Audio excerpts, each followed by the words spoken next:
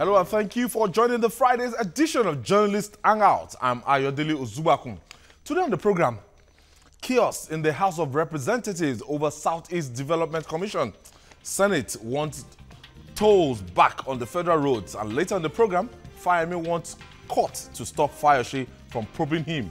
I'll be hanging out with Adekunle Yusuf, Gani Balogun. So if you're ready, let the hangout start now.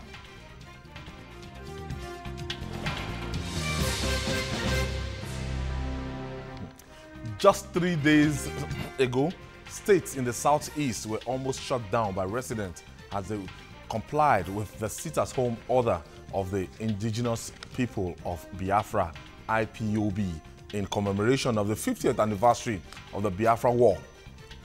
They said Nigeria has not shown enough commitment to address the plight of the zone and give them a sense of belonging as citizens.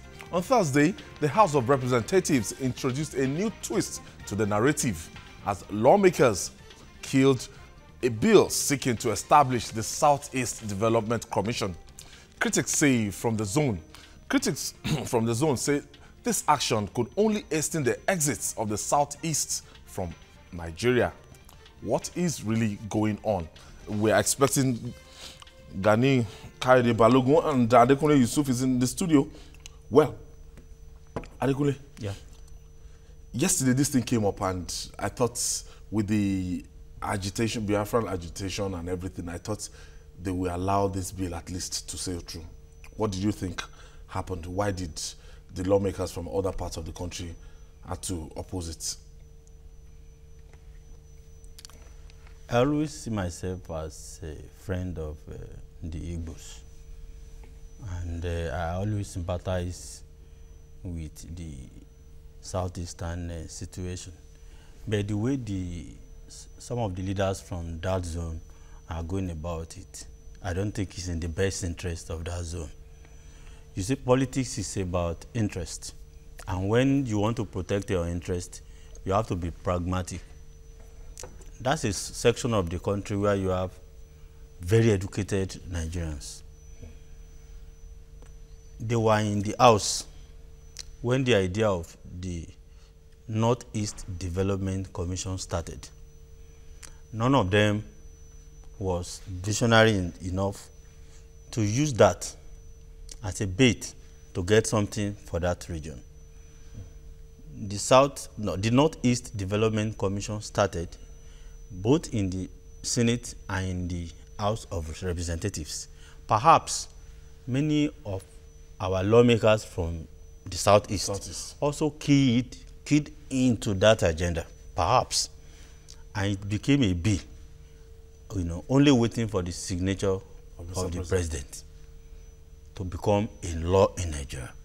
Of course, not everybody supported that idea, but it meant for becoming a bill of the National Assembly, it means the vast majority of the House and the Senate, endorsed it. Now, after the passage of that bill, what happened? Some people suddenly woke up. Oh, maybe we should do something for our own region.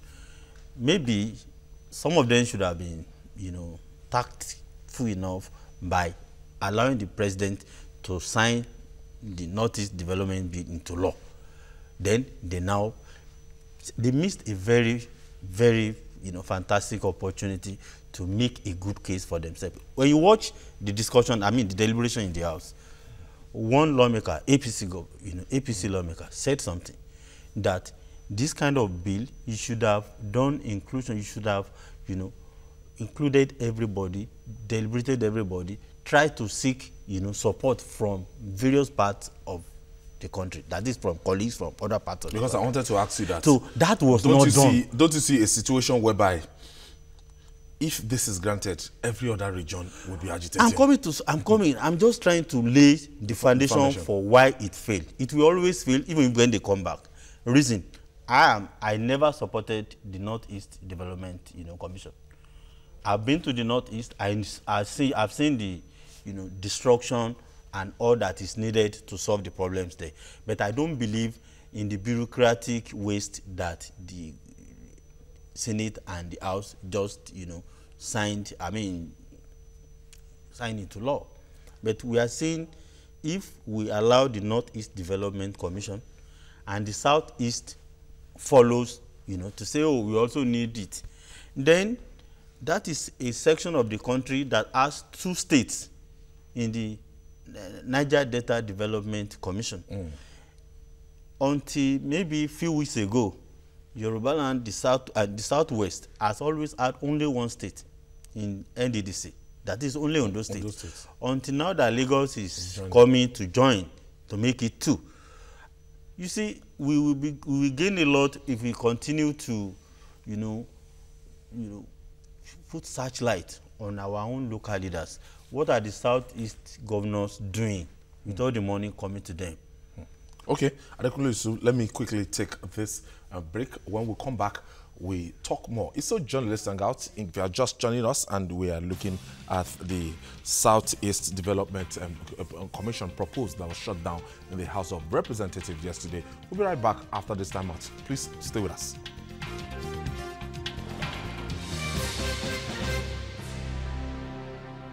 Welcome back. We are looking at the Southeast Development Commission, and GKB is joining us. GKB, when you look at this, what is playing out here now, a lot of people would think that this is an opportunity to address, the infrastructural deficits and, backwardness in the southeastern part of the country with this commission, and our lawmakers should work together to embrace it so that they will have a sense of belonging. We have NDDC, we have Northeast Development Commission. Almost have it. Yes, it's not been signed. It's not been signed, but at least it's like done and dusted. Because I know that the federal government and that the president will sign it. Definitely. Because and the National Assembly can even veto it. And they can even veto it. So after 90 days? Yes. So what do you think is playing out? What is playing out really is an abuse of the legislative process. It's an attempt to make mockery of our democratic institutions. By who? By whoever brought this bill forward at this time. Why? It shows a lack of seriousness.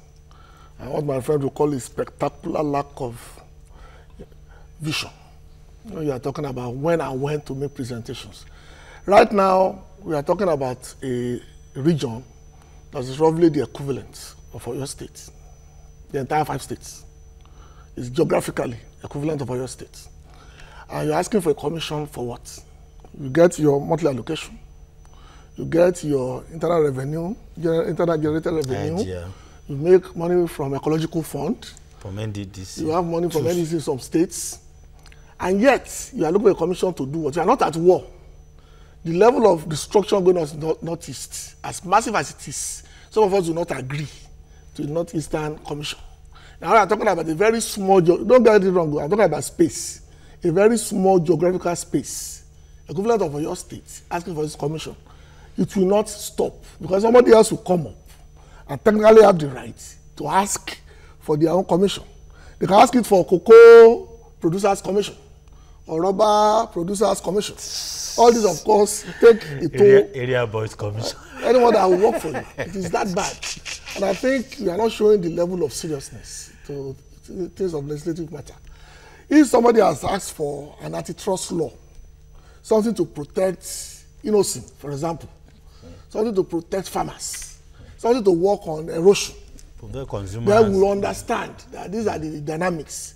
This is just a matter of, if you can give it to A, then we too must have it. So serious lack of seriousness. Because I'm looking at the total effects when all region or start asking for this. Because if it's done in the southwest, I mean southeast, the southwest people, then people will come out tomorrow and not even the southwest. Or your state legitimately have the rights. It's given to the southeast to demand the same thing. Because what they do for this fund is basically infrastructural. And I'm talking about geographical elements when it comes to this. If somebody has said, okay, we are doing this mainly because we have ecological problems, or we have, what's that thing that defeats the ground? We have all these that's happening in our land. Fine, I will understand. It still does not need the commission. There are already funds available. Yes, ecological fund is there. When you look at it, Do you think have you been to some states in the east, southeastern? I know the eastern, Nigeria Do very you well. think infrastructurally they are so compared to other regions? Do you think they are underdeveloped? No, that's not true. What they have in the southeast majorly is lack of good leadership. Go to many southwest states. How many of federal presidents do you see there? In Lagos State, who knows the federal road? The state government does it. Go to Osun State there, see what, you may not like Aregbesola, see what he's doing there. All the federal roads, he's addressing most of them. Look at many other states in the southwest. The governors in the in the southeast, what are they doing? It's not just about making noise. We are marginalized, we are this, we are that, Biafra. Anywhere that you find yourself, you need to exist with other people, and when you need to do so, you have to be pragmatic. What they are doing in this, Southeast Development Commission is just, as you said, a mockery of, the democracy that we have. Many of them, they know that now the PDP is a minority in both the House of Representatives and in the Senate. When they were in power for almost 20 years, why didn't they give themselves, Southeast Development Commission, or whatever they want to call it? Now that they know that they are in the minority, they only want to make noise, perhaps thinking that will earn them sympathy, among their people. Okay, I have my first caller from Lagos. Thank you for joining us. Good evening. Yes, good evening, Dixon. Yes, I want to contribute over the commission for Southeast. All right, go ahead, Dixon. You see all these, our so-called representatives, they are just doing eye service to the citizens. All the money they gave to them for constitutional allowance, where is it? Are they doing anything in the place they come out from? The former governor of Abia State now is in the house. How many years did he lose the state of Abia State? Nothing was done there. Remember that these people, we have to Anambra, Imo, and Abia in Niger Delta Commission. So that one is not enough for them. Only 2 other states, they want to make this eye service they are doing to the citizens. It's the citizens who have no sense, who will listen to them. The Kwema that have been in the house at the deputy thank you, Dixon. Thank you for your contribution, Dixon. But I don't want to say, because you guys are from the southwest, you might not feel where But we know Nigeria. I've traveled around Nigeria. I lived in Port Harcourt. My area covered the entire southeast. I know this place extremely well. With a good car, even with the bad road, you can make Onitsha from Port Harcourt in 3 hours. That's about the north and the south. No, I think Anambra State is an exceptional case, because when you talk about road network, one of the best in the southeast. It's because it started under Ngige. Yes. And it continued heavily under Peter Obi. And this, the current one is also laying a good foundation on that. And that is why I said there's a failure of leadership in the southeast. At the local level, there's a failure of leadership.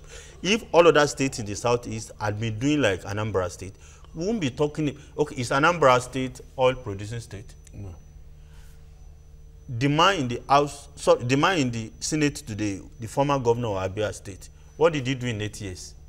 He was busy erecting, billboard, Ochendo, and all the roads everywhere in total mess. And he left the place and became a senator. It's only in the southeast that somebody will rape a state so, obviously like that, and they will reward him with another seat in the Senate. It wouldn't happen. Actually, it's everywhere. And like I said before, I was in Port Harcourt for 3 years, and I know the southeast very well. And I know their challenges, mainly erosion. Yes. And then lack of federal presence when it comes to roads. But that has been addressed by this government in the last 2 years. But some of the roads that we complain about are seriously under construction. Yes. They have a very small space, comparatively. In fact, you can remove 3 southeast from Niger State alone, conveniently, and there will still be room to spare. So we need to be wary where people are grandstanding and wasting our time when they have serious issues to tackle. The issues that they have, like I said, is that of space and that of the little one that they have being eroded seriously flood, erosion. on a daily basis. But the roads are coming back and things are moving in that direction. So I think, like I said, this is an abuse of the process of the National Assembly. So totally unnecessary. But how can we compensate the Southeast? Compensate them for what? In terms of since after the Civil War, you agree with me, every other region have, you know, I think they are the only region with 5 states.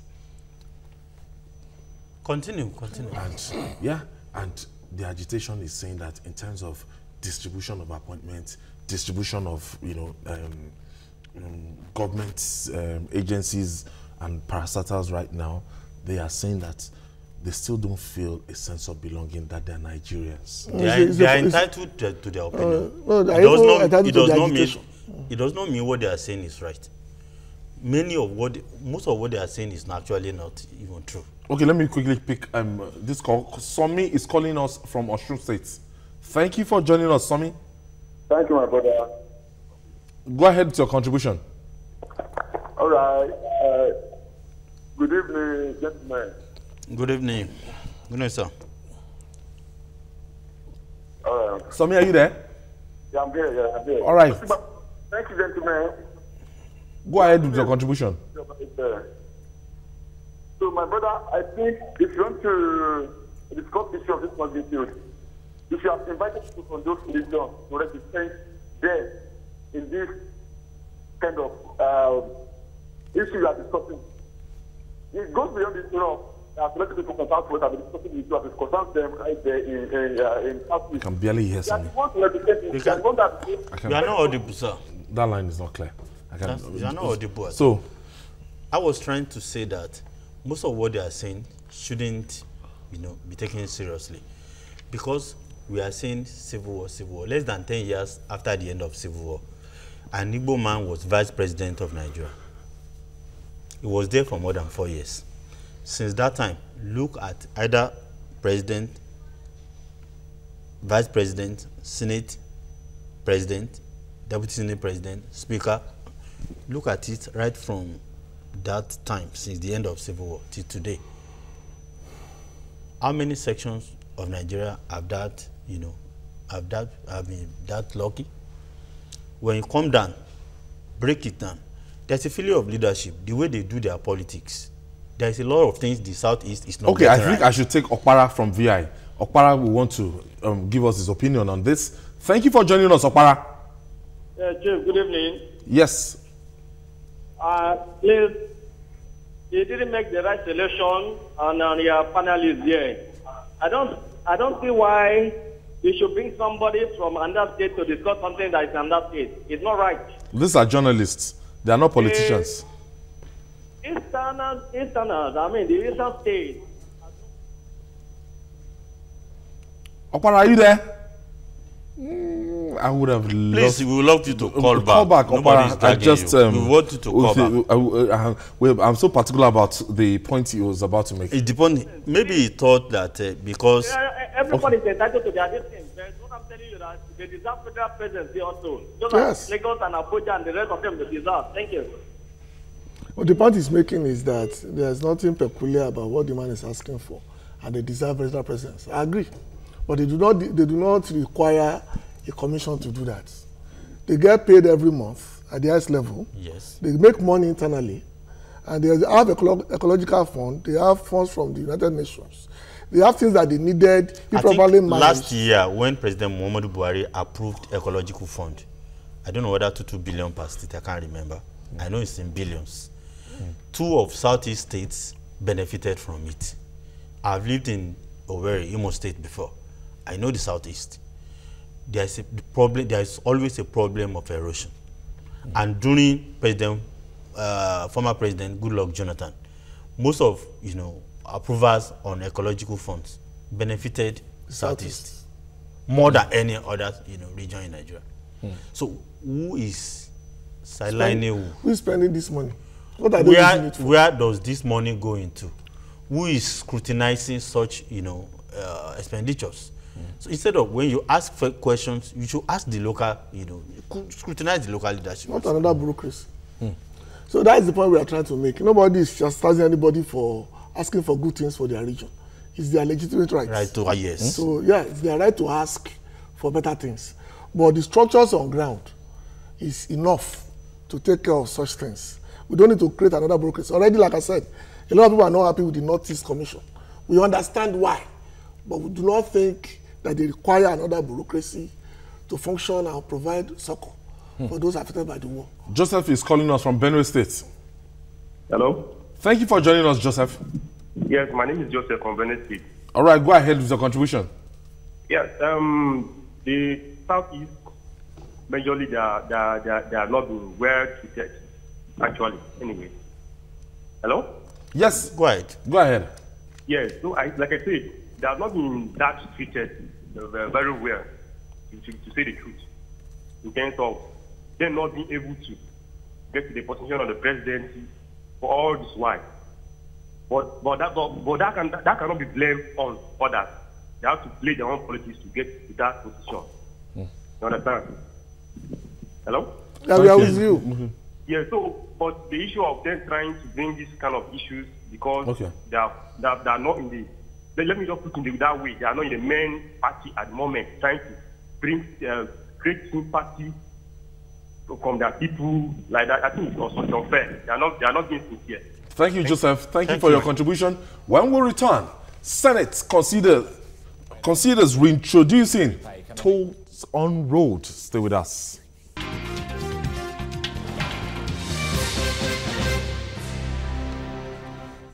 Who says the 8th Senate is docile? In the last 2 weeks, the Red Chamber has been working really hard. It has passed the Petroleum Industry Governance Bill, Nigerian Customs Service Management Bill, Anti-Corruption Bill, among others. In fact, it is now considering tolling federal roads, setting aside the 0.5% of transport fares paid by mass transit passengers for interstate trips and levy 5 naira on every liter of petrol and diesel that are refined locally or imported. It says this effort will generate the needed funds to maintain the federal roads. But in truth, it will only make living in Nigeria more difficult than it is already. Now, right now, Nigerians are groaning under the weight of hopeless economic recession, unemployment, rising cost of living, rents, school fees, among other things. Are lawmakers not just? These lawmakers, are they not just fantastic? But I saw a model, and I don't know, maybe it will work across the country. The Lekki model. The suspended bridge and the Lekki toll gates. A toll is paid on strategic routes all over the world. That's for them. It's not peculiar to us. And remember that it was Obasanjo who dismantled in 2004. Simply because most of the money does not get. Because I wanted to say, on that Lekki axis, if your car should break down, else the company in charge of the road will come and break. You cannot see pothole anywhere. They are going to be in charge of maintaining the roads, doing most of the repairs and everything that happens around that road. Like I said, and who did that? Who did that? As in Lagos State government partner, PPP. That was Babatunde Raji Fashola's administration. Yes. He came out immediately he became minister in 2015 to say the way out is to do this, and he's been following it up, do this to the National Assembly. Fine. In 2004, Obasanjo angrily threw out the baby with the bathwater by removing the toll gates. Because at the time, like yearly they said they were making 800 million naira nationwide yearly, and everybody knew it was a monumental fraud. So Obasanjo was angry, get rid of it, because most of the money went into private pockets. Now you can create a different model. Tolling is a global phenomenon. Forget school fees, forget all these things you are talking about that Nigerians are growing. Those who use roads, if you want good roads, Government will build it, but you need to maintain it. There was a time we were having good roads. Why did all these things go into a state of, disrepair? It's because of corruption. It's because of we didn't care. Now, if we are able to create the right template, you said the Lekki tolling is a good example. We can even take that template and even fine-tune it to ensure that there will not be corruption. Any road you build, hand it over for maintenance. I'm sure you remember that there was a time they handed over the Lagos-Ibadan road to a concessionaire, basically to rebuild, operate. That's Baikot. So I don't want to advertise for them. Ultimately, we have no choice in the matter. Because if you remember, okay, you may not remember, there was a time at the toll gates in front of motorways, we have what they call the way bridge. That means any vehicle beyond a particular weight, you have to let go of the excess weight so the road can last. That was the essence of Lagos-Ibadan road when it was built. Any excessive weight will have to jettison, so that the road will not take more than the average weight. I think we have to go back to that.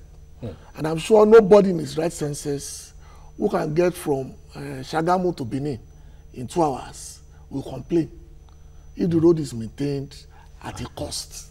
Because the cost of replacing your absorber over a period of time is more than you will have paid as a token every time you take the road as it were. Let me give I'm sorry. Okay. That's just one aspect.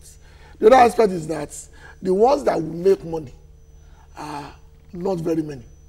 So most of the time, if they take the toll to certain areas, it will be run at a loss. And a lot of people will not even come on board to take these routes because they know they can never make back the kind of money. Don't forget, 60% of all cars in Nigeria are between Lagos and the Ibadan axis.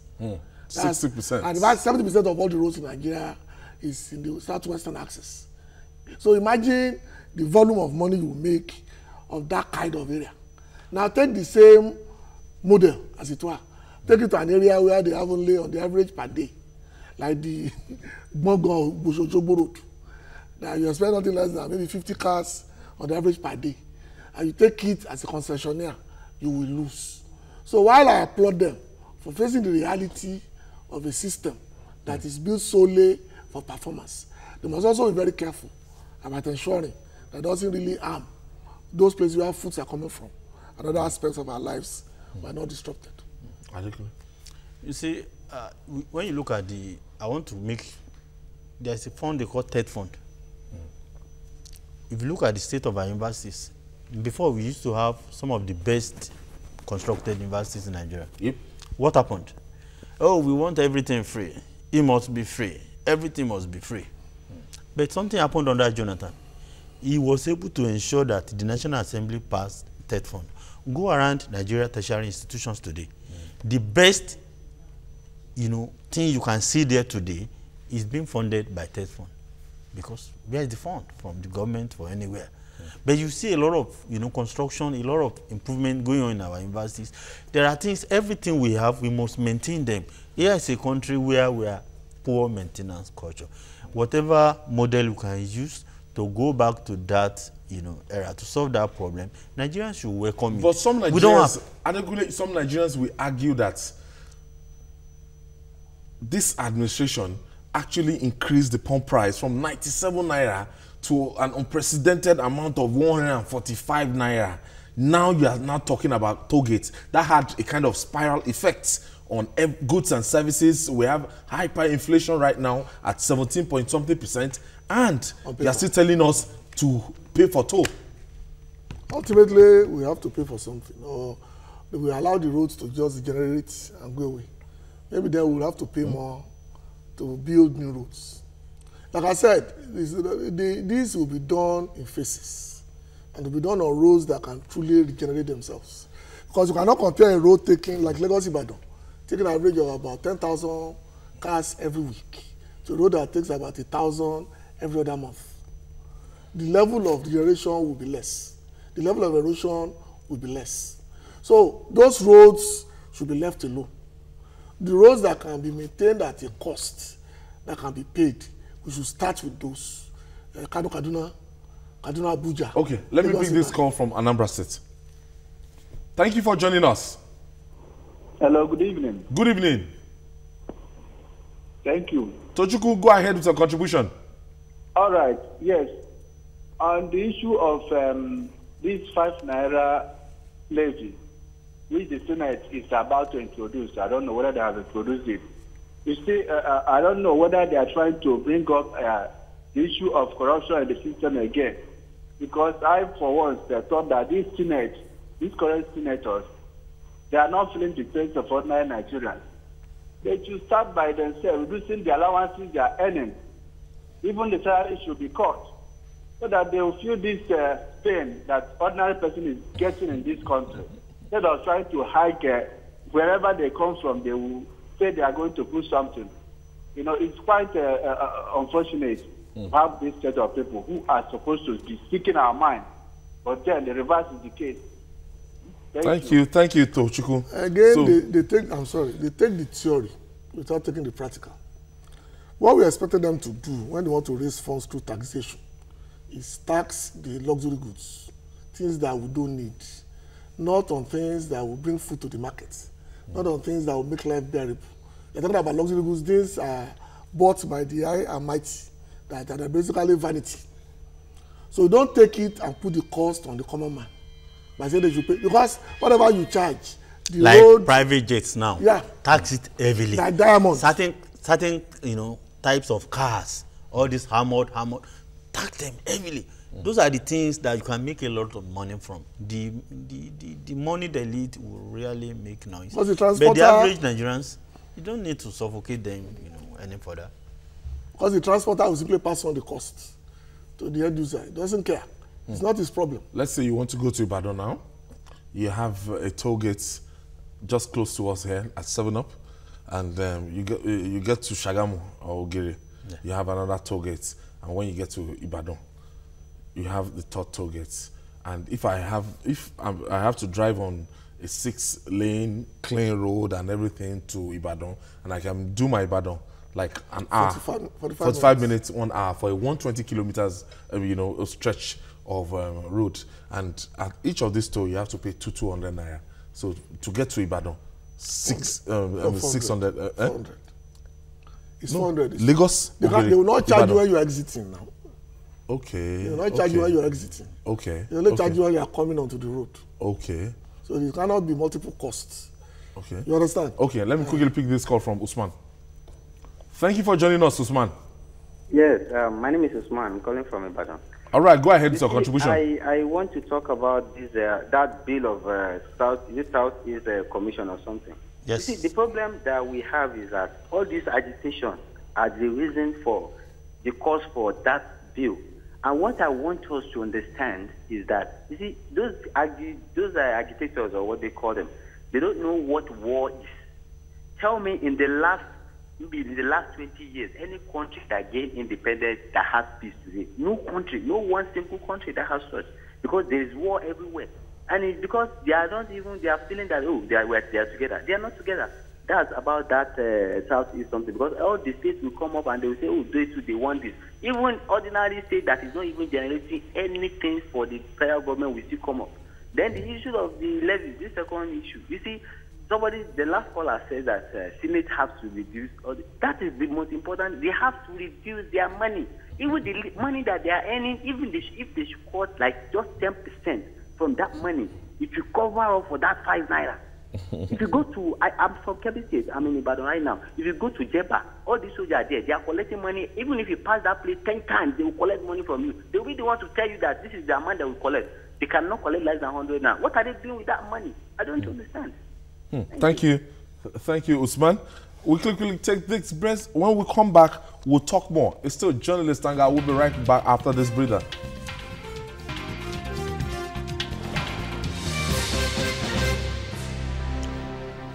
There are indications that all is still not well with Governor Ayodele Fayose and his predecessor. That's the Minister of Mines and Power and Mines, Steel Development. That is Kayode Fayemi, upon assumption of office. Now, Governor Fayose had attempted to probe his predecessor, but these efforts had been met with series of legal actions. Reports say the former governor, Kayode Fayemi, has approached a court challenging the competence of the Judicial Commission of Inquiry set up by Ayodele Fayose to probe his administration. He wants the court to issue an injunction restraining the state government and the Ekiti State House of Assembly from going ahead with the probe. But if the former governor is clean, why preempting the probe? Gentlemen, what is happening in Ekiti? I'm a fan of John Kayode Fayemi. Yes, I'm a big fan of JKF, we call it. Yes, the former governor. But I'm disapproving of his method. I don't like what he's doing regarding this Ekiti issue. Everybody knows who Ayodele Fayose is. A joker. No, you can't call. Oh, somebody. You can't say governor is a joker. Okay, well, in terms of politics, the people way voted for him. Of course, he's massively popular, and I give that. Overwhelmingly. Nobody can contest that. He's solidly on the ground in Ekiti. Anybody that is saying something else, something different, is just joking.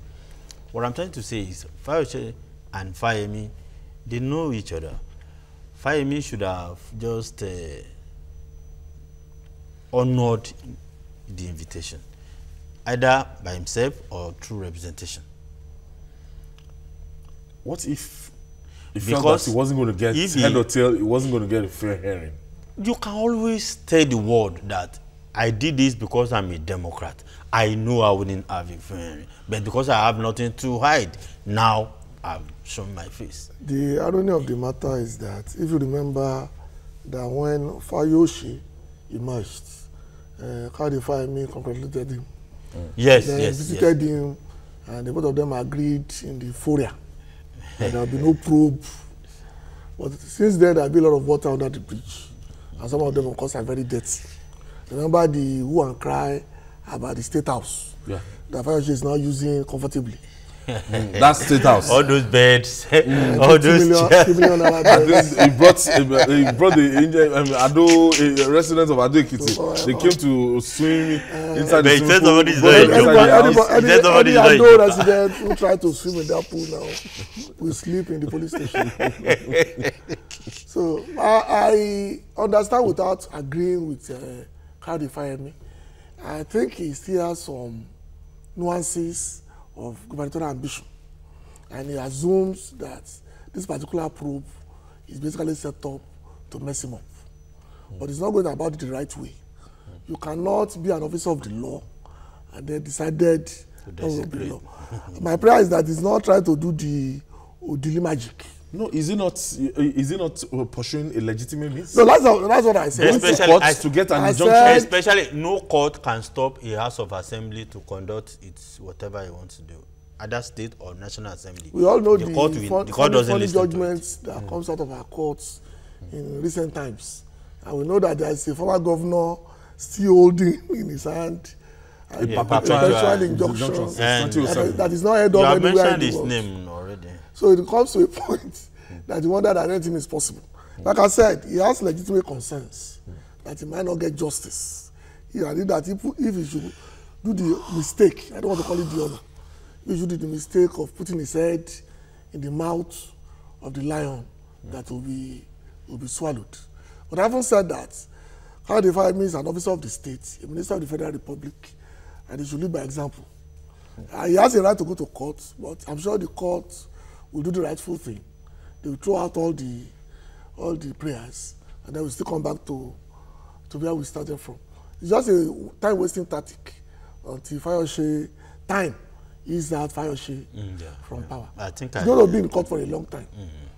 They're going to keep going to court every week. Employ time wasting. And they waste time till the next election.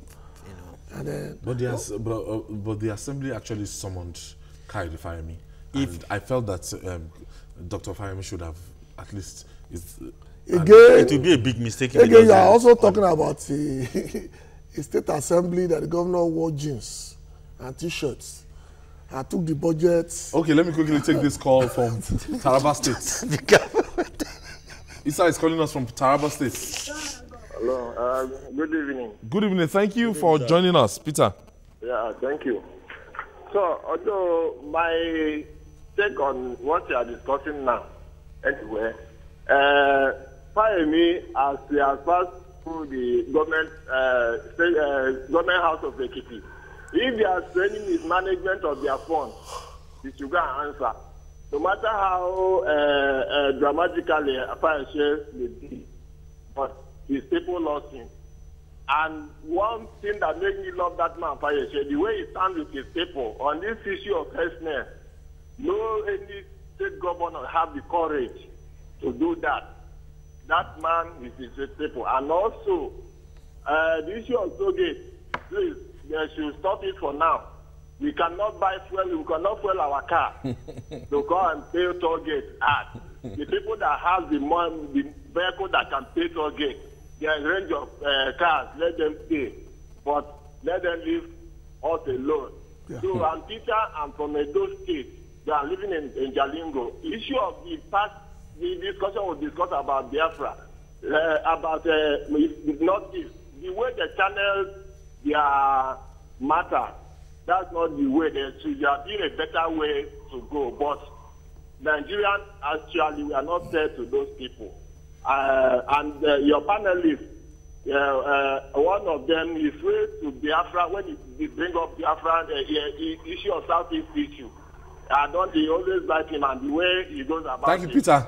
Peter actually did a recap on all the topics all the issues, we've discussed. And talking about JKF now, I mean, JFK, John. Anyone that works. Just we know who you are talking. Okay, about. John Kayode Fayemi. Yes. Okay, so looking at the way he ran in 4 years, and a lot of people will attest to his performance and everything, and we don't know what happened and why the people of Ekiti, they've decided to vote for Ayodele Fayose. We know. Maybe because of his approach and everything. So, is it a kind of, after 4 years, I feel that...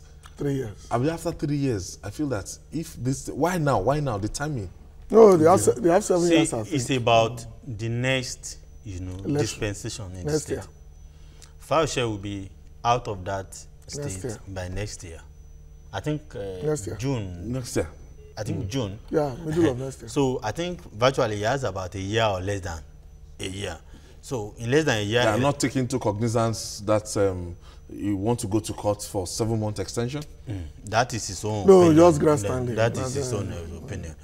That's the court will tell him, what should be the... So if he's going in less than a year, what he probably wants to achieve is to rubbish Fayemi. To gain what? To achieve what? Because he knows that if Fayemi is no longer contesting, he's ganging up with some, big personalities that we want to wrest, power from. So Fayose, we want to plant a successor. That's what every governor does in Nigeria. Tries to do. Tries to do. So what we are saying is that he realizes that Fayemi is a threat, and in politics, you don't allow your enemy to have upper hand. Like I said earlier, I don't see anybody in his right mind. When you see an House of Assembly, where the governor went to, wearing jeans and knicker, holding the something, and said that the budget has been passed. That's a very unserious House of Assembly. So nobody in his right mind would deliberately walk into the lion's den and allow himself to be devoured. So I don't agree with the minister, but I can understand where it's coming from. His predicament is so... So I think we are entering the politics of Ekiti 2018. No, it's all about 2018. There's nothing else. There's nothing else. It's not about Fayemi. It's not about Ekiti people. Stewardship. No. It's not about Ekiti people. It's not about Ekiti money. It's not about anything. It's about 2018. It's just about the next election in Ekiti. Okay, Yinka from Lagos. Thank you for joining us, Yinka. Yeah, good evening, the panel of discussants. Good evening. Yeah, I will never subscribe to third peace again in Nigeria. and addition to petroleum prices.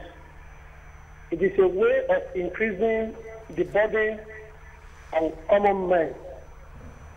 The anti-graft war, the money they are realizing from it, what are they doing with the money? So let them use that money to do whatever they want to do and leave the masses alone. People are suffering.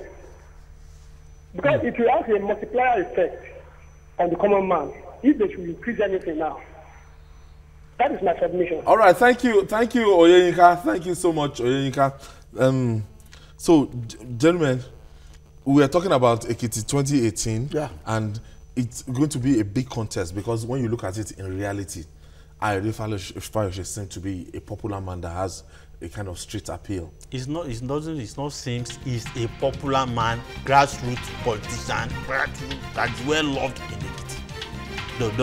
It's not seems that he's solidly on the ground in it. So you believe the people of Ekiti will actually vote for anybody directly? That is a different scenario. Ekiti are not buffons. Ekiti are not buffons. Not necessarily. Like I said, a week is a long time in politics. So you never really come to conclusion until it's not over until it's over. And you will never know a lot of alignment and realignment and underalignment and overalignment. That's still going to happen between now and the election.